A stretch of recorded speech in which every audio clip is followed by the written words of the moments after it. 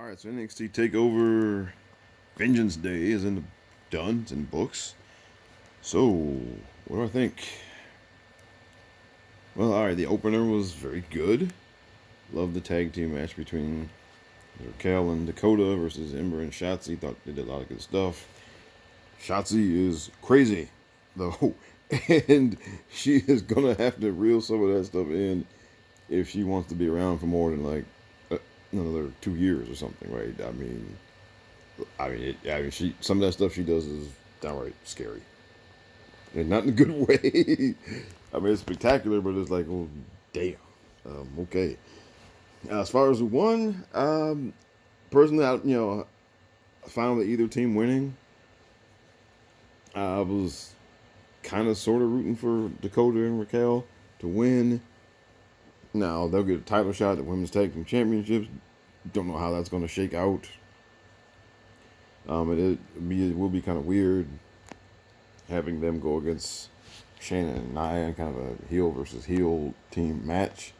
Of course, it doesn't mean there's going to be like I think people are assuming that when they get their title shot, they're going to win the titles, or that they're going to lose the match and then split or something.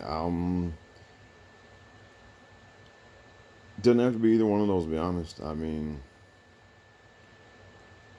Shayna and Nia are feuding with. I mean, they got beef with like a bunch of different people, right? I mean, they've had beef with Asuka, they've had beef with Charlotte, they got beef with Naomi and Lana. Now, just past Friday, they got into it with Sasha and Bianca. I mean, so they got beef with a bunch of different people. Any one of them could run in and cause a DQ finish or whatever. So it doesn't necessarily have to mean a title change to whoever, to Raquel and Dakota. It doesn't mean that they beat Raquel and Dakota either, right? I mean, it just is a title shot. So, I mean, you can get your title shot and have a DQ finish or something. I know a lot of people don't like that, and they think that's like a travesty or something. But it's just about furthering the story. If that furthers the stories in a meaningful way, then it's fine. So all in all, good opener, and glad they got like 17 minutes, so they got time to have like a real match,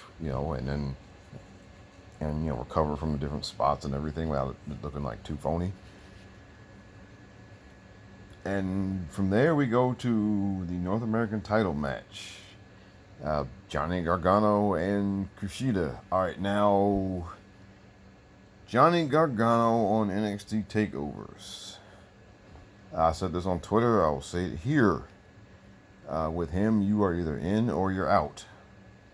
Right? I mean, there are people who love his work. They love these takeover matches he has, and all of that.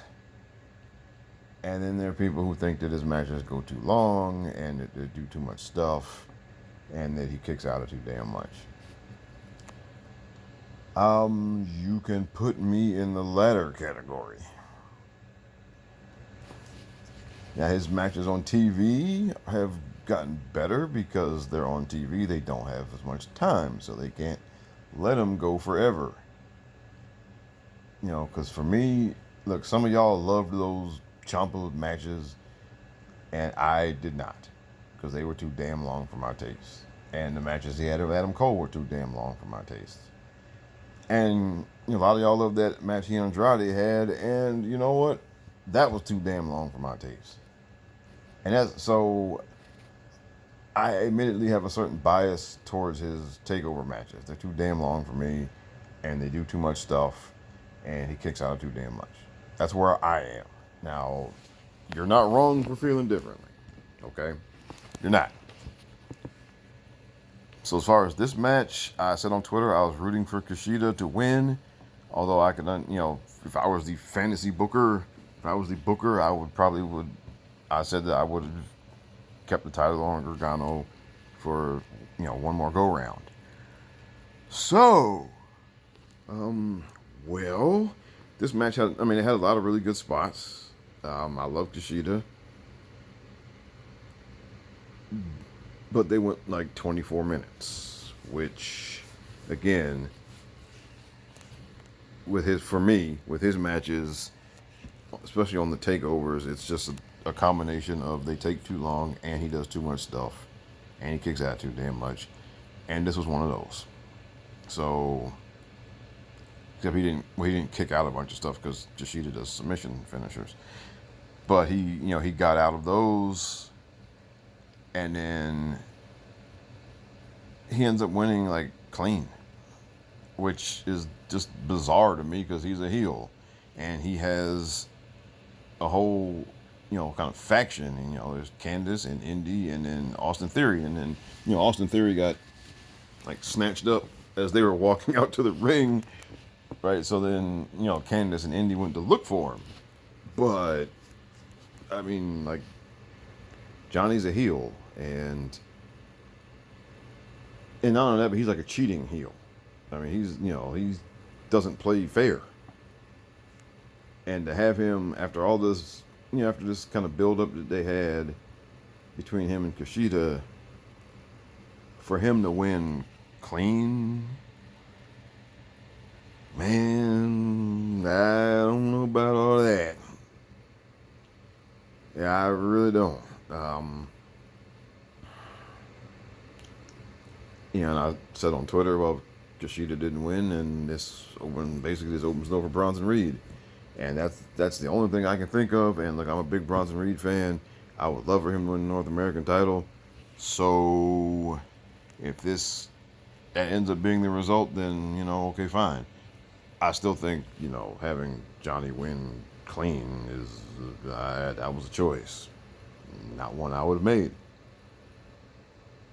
And again, that match went too damn long for me, to the point where it kind of killed my buzz for a bit.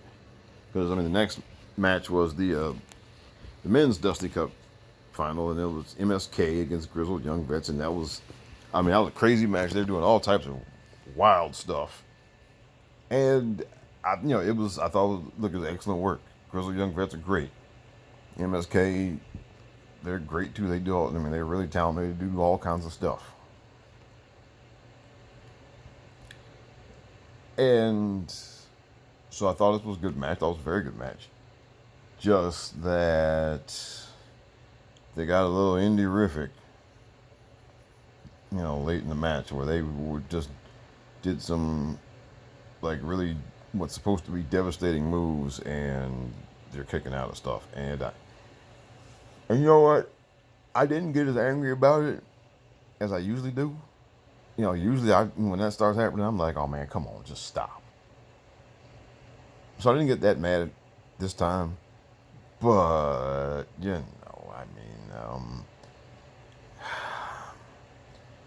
just because you can do stuff doesn't mean you should. Now, in this case, again, I didn't get mad here. And I guess one big reason I didn't get so mad was that MSK won. Happy for them. And I think it was absolutely the right move. The Grizzled Young Vets, they probably will be tag team champions somewhere down the line. But, with Birch and Lorcan being tag team champions now, it makes more sense to have MSK get the title shot. And because, the whole contrasting styles kind of thing. And also, when they get the title shot, I think Birch and Lorcan should cheat to win. Why? Because for one, you can't let this you can't let this turn into an undefeated gimmick for MSK, because undefeated gimmicks always end badly. So you don't want to do that. But congrats to them. They made the right decision to come to NXT, unlike some other teams that went to a certain other company and now they're kind of spinning their wheels. I think you might know who I'm talking about. Mr. Santana and Mr. Ortiz. But anyway, maybe, when your contracts are up, you'll think things over a little bit, guys. But anyway, congrats to MSK, and proof that name changes is not all bad. Because I mean, they were the Rascals in Impact. Now they're MSK, and of course, at first everybody was like, "Oh, why are you doing that?" But it's good now. We're used to seeing MSK already, so hey. After that, okay, the triple threat women's match. It was Io Shirai, Mercedes Martinez, and Toni Storm. Okay. Now again, they did a lot of really cool stuff. A lot of big, spectacular, devastating looking spots. And the ending was actually kind of abrupt. From what I saw, they only got like 12 minutes. Which, I mean, Johnny gets 24 to do his Johnny stuff, and they got 12. And I think you could have, Johnny could have stuck to 17, and they could have got 17, right? I mean, that would have made more sense. But here, I mean, okay. Like I said, they did a lot of really cool spots, a lot of big moves, all that kind of thing. And a lot of people were like, oohing and ahhing, like, oh, this is great. For me, and like, I know I'm one of those people that a lot of y'all probably think I'm, dope or whatever for thinking this. But, for me, I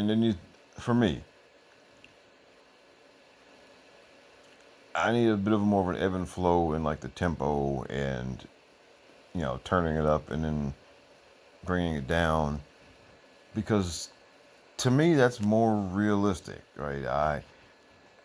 I need some more realism in my matches, okay? And look, I realize, with all this stuff, there's a certain amount of suspension of disbelief in certain moves, right? Because I mean, let's face it, like a power bomb or something should pretty much put you out of there, right? So, there is some suspension of disbelief that something like a power bomb is not going to end the match, okay? Or that putting somebody in a sleeper hold, if it doesn't end the match, then they're not going to stay unconscious for another minute, right? Or they're not going to stay almost unconscious for a whole another minute in the match. They're going to be back on their feet before that. Okay, so yes, there's some suspension of disbelief you got to do. But in this case, for me, like, they were doing just turned up stuff all the way up. And, some of it felt like, and look, and maybe it's because it was, they only got 12 minutes. So they jammed all this stuff into 12 minutes. And I don't know, it just felt like they jammed a bunch. It felt like they jammed a bunch of stuff in a short time, and the match needed more time to breathe and make those spots feel more believable, right? Especially since they didn't end the match, right? And so Io Shirai winning is what I expected. I figure she has a date with Raquel Gonzalez somewhere down the line. As far as Toni and Mercedes, I don't know. Because, there's room for either one of them to have a one-on-one, for both of them to have one-on-one matches with Io. Right? And to have one-on-one match with each other. So there's room for that. And right now we don't know, like, out of the women in NXT, who's getting called up, who isn't. I know a lot of people on my Twitter timeline are very just anxious for them to call several of them up. And for me, timing is everything, because, calling somebody up for them to just end up doing jobs is, or calling them up and then they do stuff for a week or two and then it's like, and they're in catering again. No, we don't want that, all right? And also, when you consider that none of the women on Raw or SmackDown right now are going to go back to NXT, so I don't think any of them want to. So when you send somebody to Raw or SmackDown, the numbers game is going to be there. So I would just say, plan it out, be more careful, be more judicious about when you send people to Raw or SmackDown. Because like, I think Rhea Ripley is going. Well, she's definitely going. It's just, do they do it now or do they do it after WrestleMania? Personally, I would wait until after WrestleMania. Because what is there for her to do now? I mean, I guess well, depends. I mean, they could have her challenge Asuka, but the thing is, this is where Rhea's age kind of works against her because she was NXT UK champion already. She was NXT Women's Champion already, and now for her to win the Raw Women's title, and she's not even like 25 yet. I think she's like 24. I mean, there's a real danger of just, playing all the cards with her too soon. Right? I mean, obviously, look, she gets called, if she gets sent to Raw, she should be winning the Raw Women's title before the year is over. But I just think that if you put her in there with Asuka at WrestleMania and she wins, which if you put her in a title match at WrestleMania this year, she should win. All right, she lost last year, she should win this year. It should show some degree of progression or whatever, like kayfabe progression. All right, so then problem is, if she does win, then what? Because she's not going to have like a forever title reign. Okay? I mean, because Asuka is still there. Shayna Baszler is there. Charlotte is there. Becky Lynch may be back there before the year is over. Right? I mean, so I don't know. Like I said, I think she should be called to Raw. She should win the title before the year's over. But you got to be careful that you don't end up with a now what situation with Rhea, because I think that kind of happened when she won the NXT Women's title, right? She won it, and then I mean there was a lot of hype and a lot of energy behind her winning it, but I do think a lot of that had to do with the fact that Shayna Baszler had been champion for over a year, and the people just really wanted to see that come to an end. And once that happened, I think there was still, there was kind of a sense of, okay, now what? Because I know like a lot of people were mad about her losing to Charlotte at WrestleMania, but then a lot of them same folks wanted her to lose to Io. So, I mean, the fact just remains that a lot of people were ready for her to lose the title. And they didn't like her losing it to Charlotte, but they wanted her to lose. They were ready for her to lose it to Io. So it just remains they were ready for her to lose the title not long after she won it. And you don't want to have that happen on Raw. And I'm saying she should go to Raw, because if she goes to SmackDown, then what? I mean, you got her, you got Bianca, you got Sasha, you got Bayley. Okay.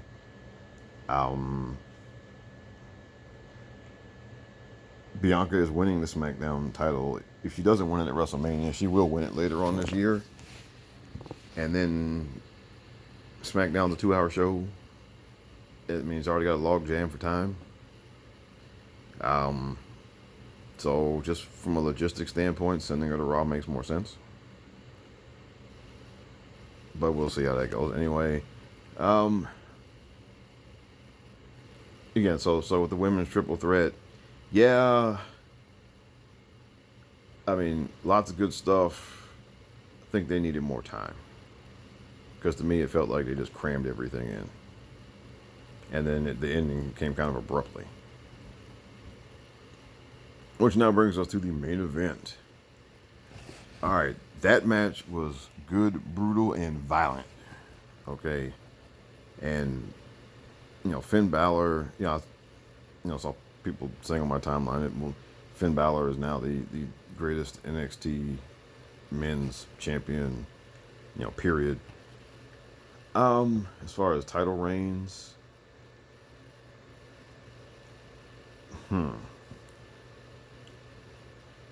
I'd say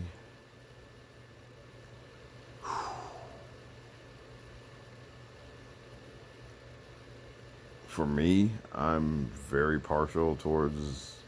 Well, I think people forget about Neville's title reign at the beginning. All right, and or in 2014, people forget about that now.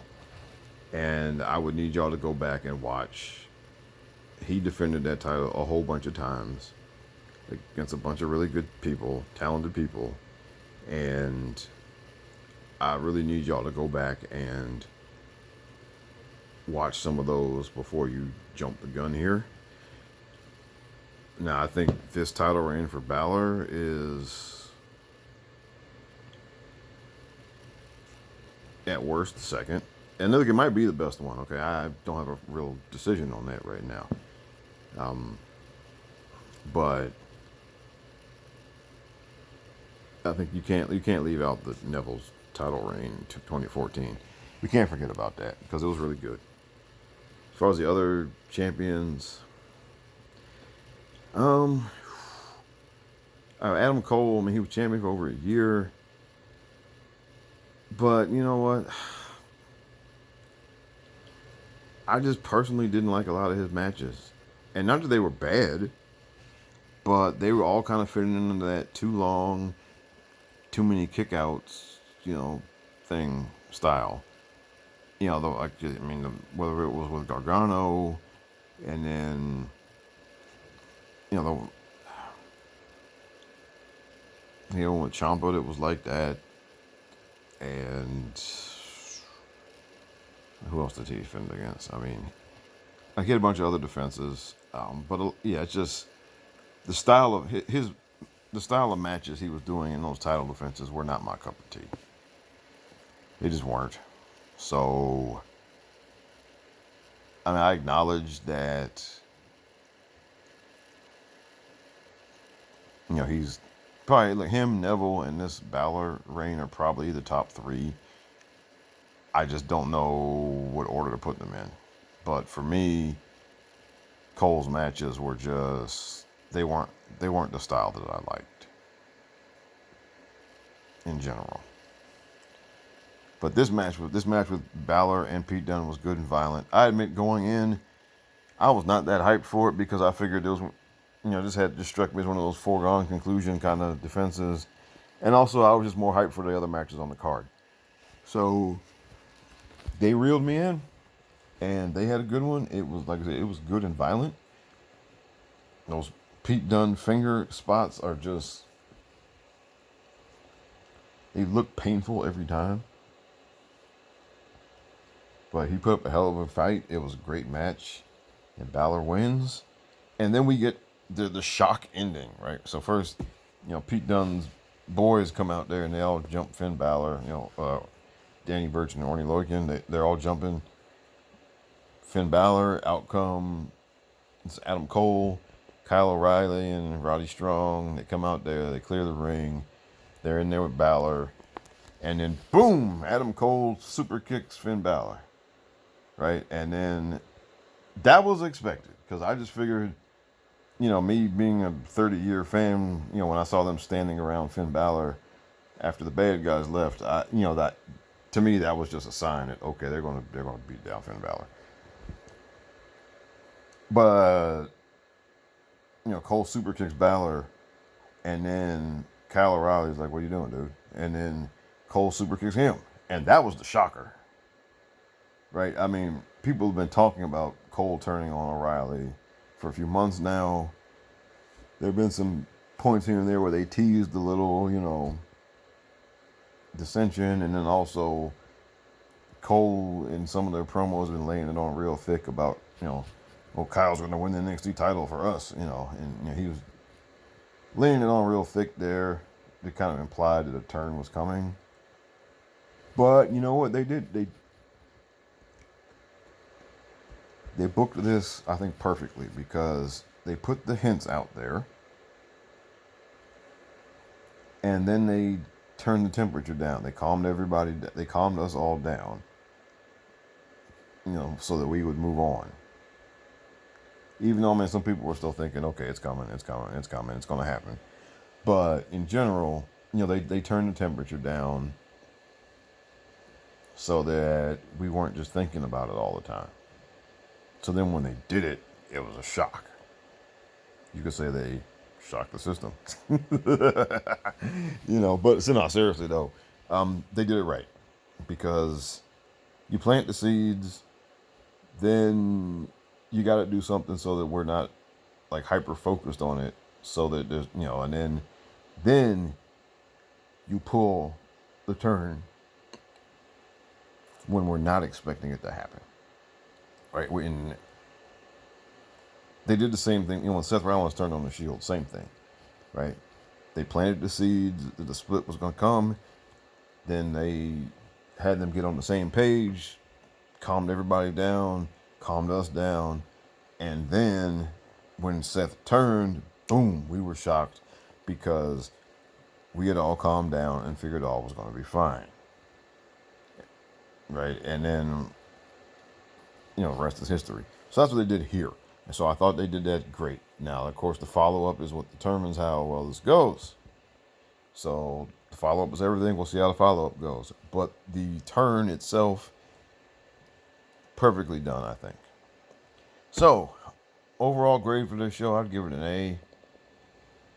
Now, I'd say it was probably the most, this one felt like one of the old takeovers. More like one of the old takeovers than it has in a long time.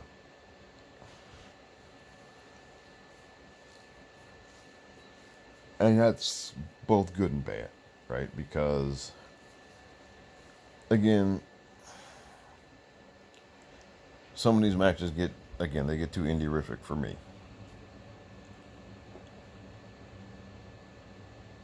But I'm glad that those of y'all who like that really enjoyed this stuff. So overall, all in all, I would say good show. So that is it for NXT Takeover Vengeance Day. And next week is the Elimination Chamber. So now look, is it going to be start to finish as far as ring action, as kind of intense or high level as this? Probably not, because again, Raw and SmackDown are different shows, and they're on TV. They serve different purposes. They're different shows, and we've seen that doing this kind of NXT action does not necessarily translate into TV ratings. All right, and it just doesn't. It doesn't grip you the same way as the things they try to do on Raw and SmackDown. Okay, like the Nia Jax thing, shouting out, "Oh, my hole!" Right? Yes, it's silly and it's dumb, but people are going to remember that 10 years from now more than they will, how great the opening match was on this NXT Takeover show. Okay, you ask people what they're going to remember 10 years from now, it's going to be the Nia Jax thing saying, "Oh, my hole." All right, and that's how Raw and SmackDown work. All right, and that's just the way it is, right? Because over time, you make more money with that than you do with these NXT kind of matches, as hyped up as they are and everything, right? And that's it. Put it this way, the fact that people are calling Finn's title reign best ever in NXT, the fact that they've completely forgotten Neville's title reign, as great as that was with all those great matches he had, that tells you about the staying power of great matches alone, right? You got to do more than that, and you got to do something else. But for what this show was very good. So that's that, and I'm not going to keep y'all any longer, because I don't think y'all want to sit here and watch me talk about this for like an hour. So I'm not. Okay? So that's my take on NXT Takeover Vengeance Day. And If enough of y'all watch this, maybe I'll do one for the Elimination Chamber. Till then, take care.